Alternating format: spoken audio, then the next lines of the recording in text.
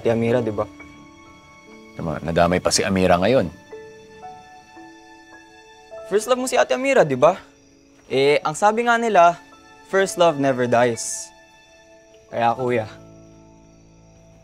mahal mo pa si Ate Amira, no? Oh boy, tumigil ka na. Lo, di wag. Simula nang bumalik si Amira, pinipilit ko itanggi sa sarili ko na mahal ko pa rin siya.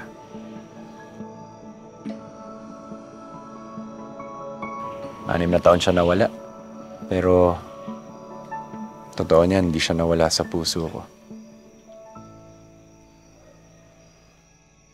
Pero, kung ano nararamdaman ko, siguro dapat kalimutan ko na lang yun eh. Diba? Kasi nangako ako kay Rose, siya na dapat yung present ko, siya na dapat yung future ko.